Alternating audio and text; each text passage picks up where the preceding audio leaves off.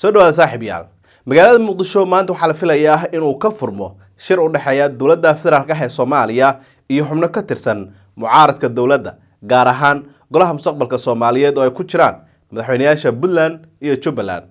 Haddaba waxaynu isla eegi doonaa ujeedada shirkan, qodobada la filayo in looga hadlo iyo gunaanadka shirka waxa laga filan karo in ay ka soo baxaan.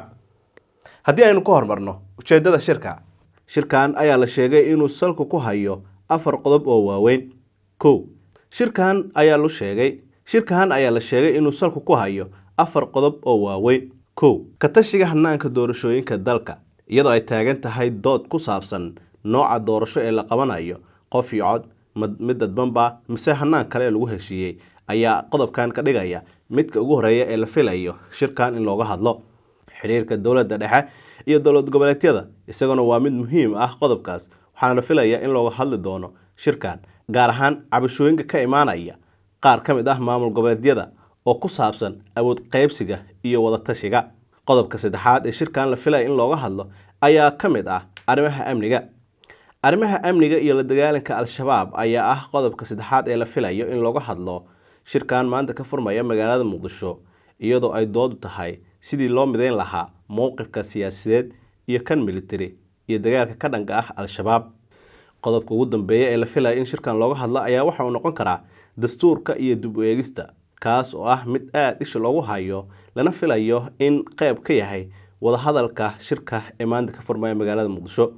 Qodobo muran badan dhaliyay oo u baahan wada hadal iyo is-afgarad siyaasadeed ayaa ku jira dastuurka qodobada dib u eegista lagu sameeyay. Haddaba xaaladda siyaasadeed ee hadda taagan waa mid noocee ah. Kulankan ayaa waxa uu imaanaya xilli uu cishku isku shareeray hadallo isdhaafsi oo u dhaxeeya dowladda dhexe iyo qaar ka mid ah madaxda dowlad goboleedyada. Golaha mustaqbalka Soomaaliyeed ayaa hore u muujiyay walaac ku saabsan jihada siyaasadeed ee dalka, iyagoo ku baaqay wada tashi qaran oo loo dhan yahay. Sidoo kale waxaa jira kulamo gaar ah oo ay siyaasiyiinta mucaaradka ahi ku yeesheen magaalooyin kala duwan, kuwaas oo salka ku haya sidii loo dhisi lahaa mowqif midaysan oo lagula xaajoonayo dowladda dhexe. Haddaba rajada laga qabo shirkan muxuu noqon karaa? Falanqeeyaal siyaasadeed ayaa qaba in haddii shirkan uu ku dhamaado is-afgarad uu noqon karo tallaabo muhiim ah oo lagu dejinayo xiisadda siyaasadeed ee hadda dalka ka taagan. Haddiise lagu kala kaco ay sii adkaan karto kalsoonida u dhaxaysa dowladda dhexe iyo qaar ka mid ah maamul goboleedyada. Muqdisho oo horey u martigelisay shirar xasaasi ah ayaa mar kale noqonaysa xarunta go'aamada waaweyn ee siyaasadda Soomaaliya.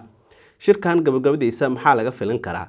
Shirkan ayaa waxaa laga filan karaa warmurtiyeed wada jir ah oo laga soo saaro shirka haddii heshiis laga gaaro, guddiyo farsamo oo la magacaabo si ay uga shaqeeyaan qodobada lagu heshiin waayay, ama in shirku noqdo mid hordhac u ah shirweyne qaran oo ballaaran. Gabagabadii shirkan maanta ka furmaya magaalada Muqdisho wuxuu noqon karaa mid taariikhi ah oo jiheeya mustaqbalka siyaasadeed ee dalka, gaar ahaan marka la eego marxaladda kala guurka ah ee Soomaaliya ay ku jirto. Indhaha shacabka iyo beesha caalamkuba waxay ku sii jeedaan natiijada ka soo bixi karta wada hadalka iyo shirka maanta magaalada Muqdisho uga furmayo mucaaradka iyo dowladda dhexe.